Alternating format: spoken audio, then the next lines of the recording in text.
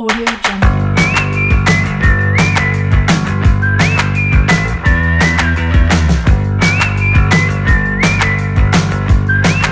Audio Jungle.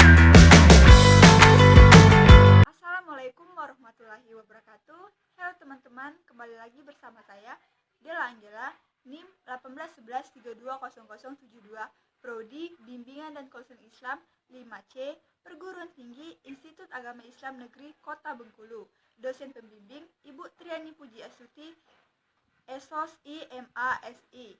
Mata kuliah Psikoterapi Islam. Di video kali ini saya akan menjelaskan tentang 3 teknik psikoterapi barat. Sebenarnya di dalam psikoterapi barat itu ada 3 metode. Yang pertama itu terapi humanistik, yang kedua konseling ego, dan yang ketiga teknik behavioral. Di video kali ini saya akan menjelaskan satu saja, yaitu tentang teknik humanistik. Adapun poin-poin yang akan saya jelaskan, yang pertama itu adalah pengertian dari psikoterapi humanistik, yang kedua adalah pandangan dari teknik psikoterapi humanistik, dan yang ketiga adalah teknik-teknik yang ada di dalam psikoterapi humanistik. Baiklah, bagi teman-teman yang belum mengerti tentang psikoterapi barat, langsung saja terus tonton video dari saya. Audio Jungle.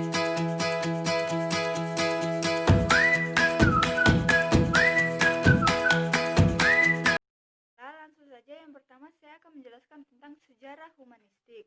Awal mula lahirnya psikologi humanistik adalah berangkat dari nuansa psikologi yang ada pada abad 20 di Eropa dan Amerika. Pada saat itu, gerakan behavioristik dan psikoanalisa sangat diagung-agungkan. Aliran-aliran dan gerakan-gerakan psikologi lainnya sangat tidak dipedulikan. Psikologi humanistik ini lahir atas dasar ketidakpuasan atas gerakan behavioristik dan psikoanalisa dalam memandang manusia. Pada awal tahun 1950, psikologi humanistik terus tumbuh dan berkembang. Para tokoh dan gerakan banyak memberikan kritik terhadap gerakan behavioristik. Mereka menganggap bahwa psikologi behavioristik itu mendehumanisasi. Mendehumanisasi di sini maksudnya adalah pada area-area tertentu, namun psikologi humanistik tersebut gagal dalam memberikan sumbangsi terhadap pemahaman manusia dan kondisi eksistensinya. Pada kenyataannya, psikologi behavioristik itu tersebut telah merampok esensi dari manusia itu sendiri. Tokoh yang ada di dalam psikologi humanistik itu adalah Abraham Maslow. Maslow mengemukakan bahwa individu berperilaku dalam upaya memenuhi kebutuhan yang bersifat hierarkis. Pada diri masing-masing individu mempunyai berbagai perasaan takut, seperti takut untuk berusaha atau berkembang, takut untuk mengambil keputusan, takut untuk membahayakan apa yang sudah ia miliki. Tetapi, di sisi lain, seseorang juga memiliki kemampuan untuk lebih maju ke arah keutuhan, keunikan diri, ke arah berfungsinya semua kemampuan, ke arah kepercayaan diri menghadapi dunia luar, dan pada saat itu juga ia dapat menerima dirinya sendiri. Selanjutnya, adapun teknik dari terapi humanistik. Yang pertama itu adalah person-centered therapy. Person-centered therapy merupakan terapi yang dikembangkan oleh Carl R. Rogers pada tahun 1942. Ia memiliki pandangan dasar tentang manusia, yaitu bahwa pada dasarnya manusia itu bersifat positif, makhluk yang optimis, penuh harapan, aktif, bertanggung jawab, memiliki potensi kreatif, bebas atau tidak terikat tentang belenggu masa lalu, dan berorientasi ke masa yang akan datang, dan selalu berusaha untuk memenuhi kebutuhan dirinya sendiri untuk beraktualisasi diri.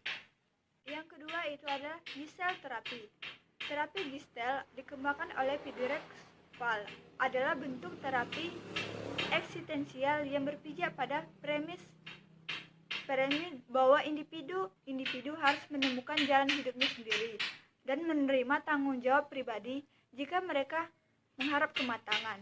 Karena bekerja terutama di atas prinsip kesadaran, terapi Gestalt berfokus pada apa dan bagaimana, tingkah laku dan pengalaman di sini dan sekarang dengan memadukan bagian-bagian kepribadian yang terpecah dan tidak diketahui.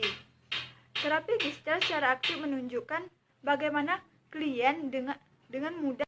Dalam terapi Gestalt terdapat konsep tentang urusan yang tidak selesai, yakni mencakup perasaan-perasaan yang tidak terungkapkan.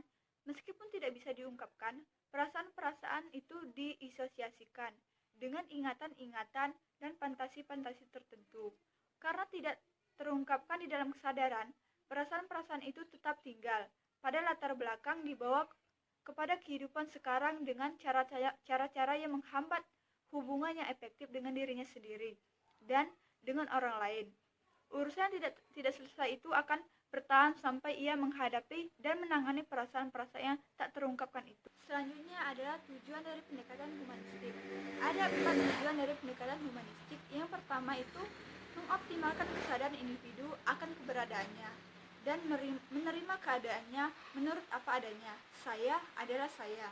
Yang kedua, memperbaiki dan mengubah sikap, persepsi cara berpikir, keyakinan serta pandangan-pandangan untuk mengembangkan dirinya dan meningkatkan sel secara seoptimal mungkin.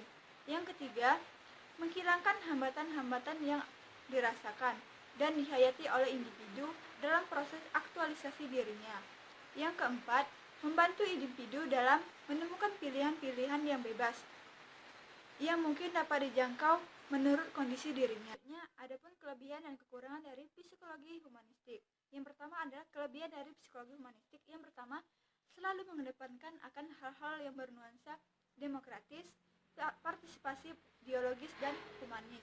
Yang kedua, suasana pembelajaran saling menghargai, kebebasan dalam berpendapat dan mengungkapkan gagasan.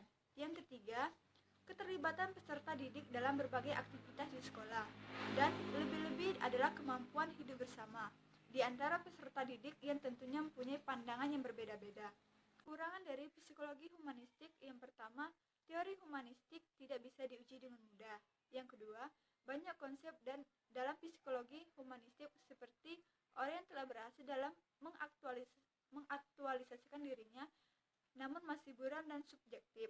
Yang ketiga, psikologi humanistik mengalami pembiasaan terhadap nilai individualistik. Selanjutnya itu adalah peran terapi. Menurut Buller dan Allen, para ahli psikoterapi humanistik memiliki orientasi bersama yang mencakup hal-hal berikut. Yang pertama, pentingnya mengakui pendekatan pribadi ke pribadi. Yang kedua, menyadari peran dan tanggung jawab terapis. Yang ketiga, mengakui timbal balik hubungan teopatik. Yang keempat, berorientasi pada pertumbuhan. Yang kelima, menekankan kehausan terapis terhadap dengan diri klien sebagai suatu pribadi yang menyeluruh. Yang keenam, mengakui bahwa putusan-putusan dan pilihan-pilihan akhir terletak di tangan klien. Yang ketujuh, memandang terapis sebagai model, bisa secara implicit menunjukkan kepada klien potensi bagi tindakan kreatif dan positif. Yang kedelapan, mengakui kebebasan klien untuk mengungkapkan pandangan dan untuk mengembangkan tujuan-tujuan nilai sendiri. Yang kesembilan itu bekerja ke arah mengurangi ketergantungan klien serta meningkatkan kebebasan diri. Baiklah, itulah penjelasan singkat dari saya.